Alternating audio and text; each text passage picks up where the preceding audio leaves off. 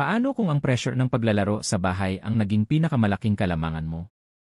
Handa na ang Team Philippines na ipagtanggol ang titulo nito sa Asia Pacific Padel Cup, at sa pagkakataong ito, gagawin nila ito sa harap ng kanilang mga tagahanga sa bahay.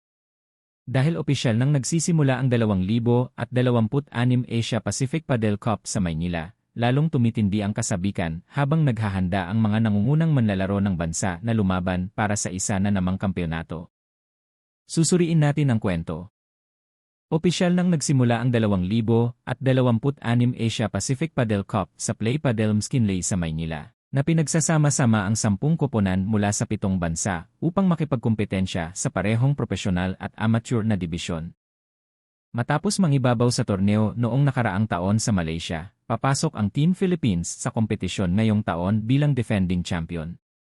Ang paglalaro sa sariling bayan ay nagdudulot ng dagdag na pressure, ngunit naniniwala ang head coach na si Brian Casao na ang kanyang mga manlalaro ay ganap na handa. Ayon kay Casao, ang koponan ay nagsasanay sa buong taon mula nang mapanalunan ang titulo at determinado silang magpakita ng pinakamahusay. Inamin niya na ang pakikipagkumpetensya sa bahay ay nagdaragdag ng pressure, ngunit sinabi niyang gagamitin ng squad ang enerhiyang iyon upang makapaghatid ng isang natatanging pagganap. Nagpahayag din ng kumpiyansa ang coach matapos mapanood ang kanyang mga manlalaro sa kanilang huling paghahanda na sinasabing handa na ang koponan para sa hamon. Inulit ng kapitan ng koponan na si A. Canizares ang kumpiyansang iyon, ngunit ipinaalala sa lahat na huwag maging kampante. Itinuro niya na ang bawat bansa ay nagpabuti ng programa ng padel nito sa nakaraang taon, ibig sabihin ang kompetisyon ay magiging mas malakas kaysa dati. Para sa Team Philippines, ang pagtatanggol sa titulo ay mangangailangan ng fokus, determinasyon, at gutom upang patuloy na umunlad. Ang torneong ito ay isa ring malaking hakbang tungo sa isang mas malaking layunin. Magsisimula ang padel bilang isang medalya sa 2026 Asian Games, na ginagawang mahalagang bahagi ng paghahanda ng pambansang koponan ang kompetisyong ito. Naniniwala si Coach Casao na ang pagkakataong makipagkumpetensya laban sa malalakas na internasyonal na kalaban ay makakatulong sa mga manlalaro na makakuha ng mahalagang karanasan bago ang continental event. Isa sa mga pinakamalaking highlight ngayong taon ay ang pagpapakilala ng amateur division. Ipinaliwanag ng head coach na si Eric Marquez na marami sa mga atletang ito ang nagsimulang maglaro ng padel para lamang sa kasiyahan. Ngayon, mayroon na silang pagkakataong kumatawan sa Pilipinas sa internasyonal na entablado. Ang kanyang layunin ay bumuo ng isang kultura ng pagsusumikap, tiwala, at patuloy na pagpapabuti habang hinihikayat ang bawat manlalaro na makipagkumpetensya ng may pagmamalaki.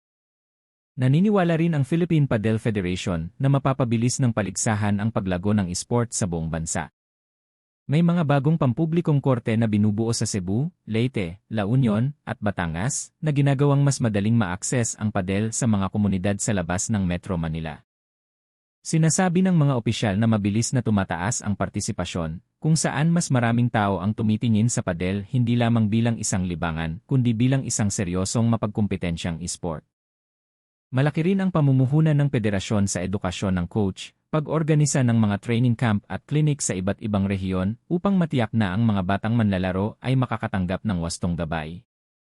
Dahil kasama na ngayon ang padel sa Asian Games, ang esport ay nag-aalok ng isang tunay na landas sa karera para sa mga mahuhusay na atleta.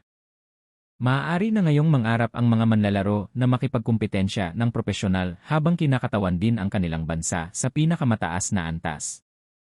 Naniniwala ang mga opisyal na ang milestone na ito ay magbibigay inspirasyon sa susunod na henerasyon na ituloy ang padel bilang isang hilig at propesyon. Matagumpay bang maipagtanggol ng Team Philippines ang titulo nito sa Asia Pacific Padel Cup sa harap ng mga taga-suporta nito sa kanilang mga tahanan? Malalaman natin ito sa lalong madaling panahon habang nagpapatuloy ang paligsahan mula ika-25 hanggang ika-28 ng Hunyo sa Maynila.